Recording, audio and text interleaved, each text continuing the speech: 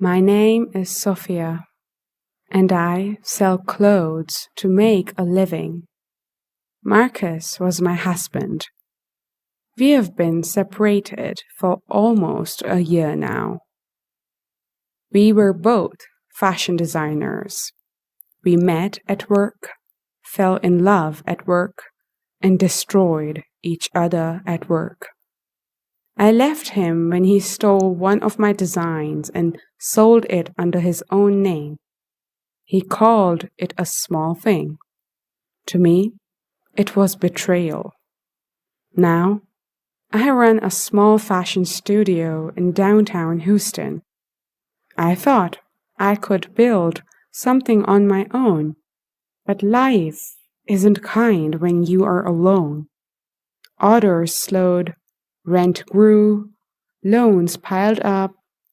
I stayed up sewing late nights, hands trembling from coffee and fear.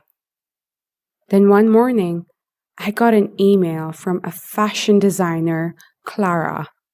She was launching a joint fashion show, 4 small studios collaborating. My heart raced. This could save me. But as I read the names of the other studios, my smile vanished. Marcus Raymond Designs was one of them. It felt like a door I had locked long ago had just swung open. Still, I needed this deal. I pressed accept with shaking fingers. At the first meeting, Clara's office smelled like leather and coffee. My hands were cold as I entered. And then, there he was, Marcus, standing near the window, confident, talking to Clara like he owned the room. He turned, smiled slightly. Well, if it isn't my Sophia. I heard your little studio is struggling. My throat tightened. It's Sophia to you, Marcus. And it's a studio, not a hobby.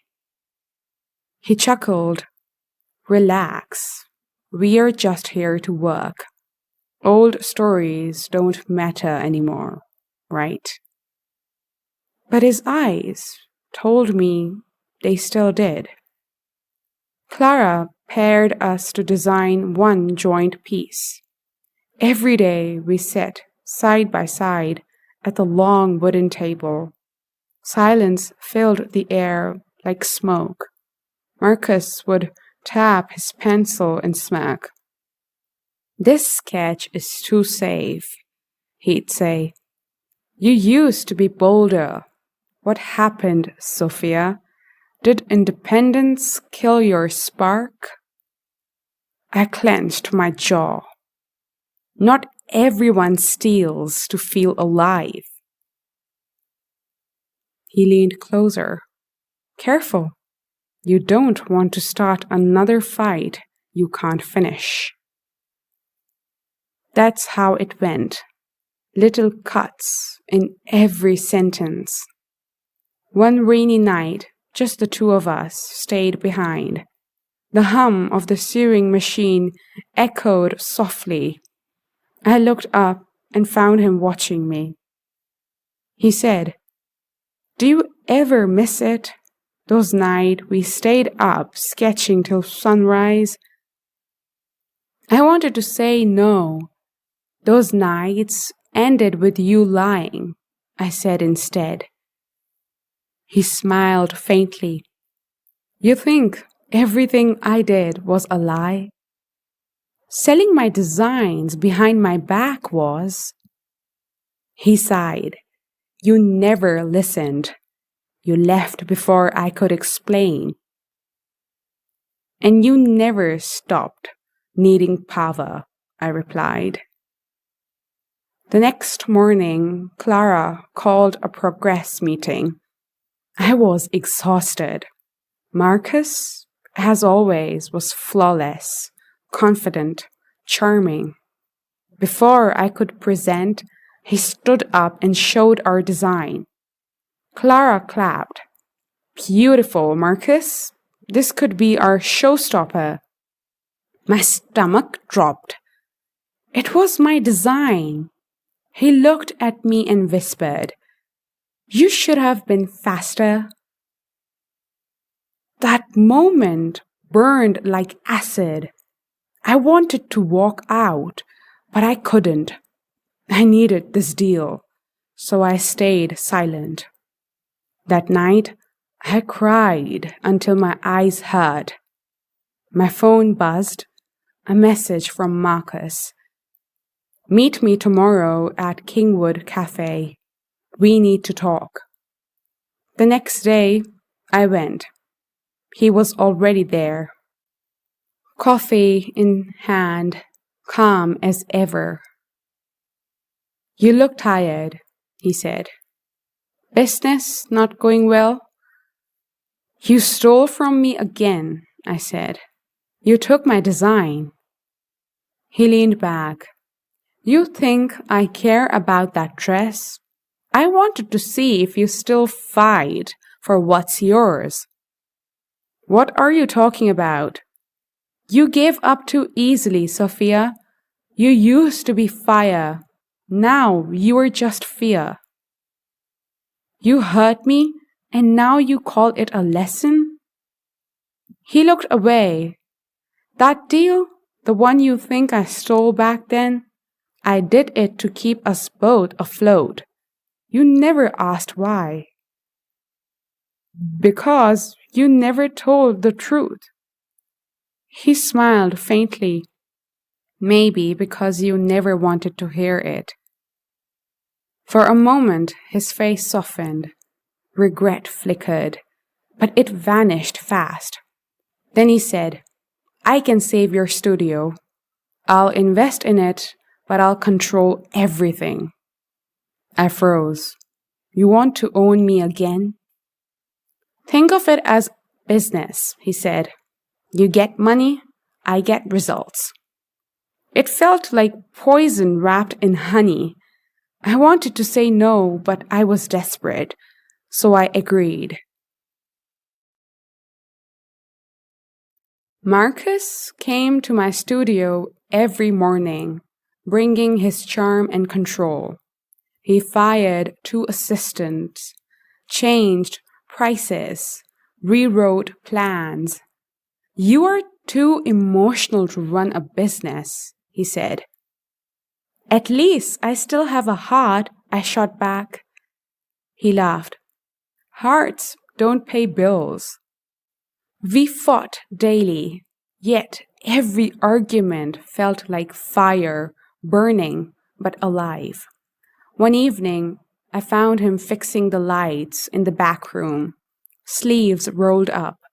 He said quietly, You hate me, don't you? Sometimes, I said, but I also hate that I once loved you.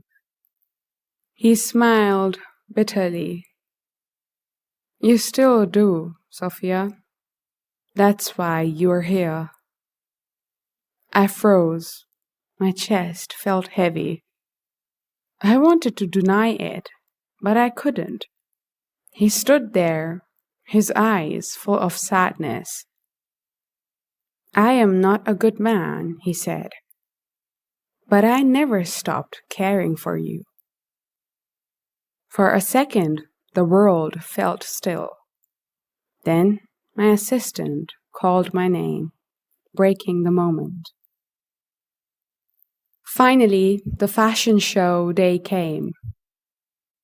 Backstage was chaos, models rushing, makeup everywhere. Clara praised Marcus loudly. You are brilliant, she said. I stood in silence until an assistant ran to me, whispering, Sophia, look, your tag is missing. They replaced it with Marcus's name. My heart pounded. The final gown, the one I made, carried his name. I stormed toward him. You promised this would be fair. He looked at me calmly. Fair? Nothing about this world is fair. You should know that by now. Why are you doing this? He looked at me for a long moment.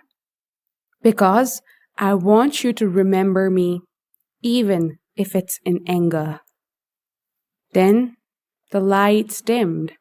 Music started. The model walked in my dress with his name. The audience clapped. I didn't. I turned and left. That night, back at my studio, everything was quiet. I sat at the sewing table, tracing the fabric with my fingers. My phone buzzed. A message from Marcus. You won tonight, Sophia. People loved the dress. It was yours, even if no one knows. I am leaving Houston tomorrow. I stared at the message, my eyes wet. Maybe he was evil. Maybe he loved me in his own broken way.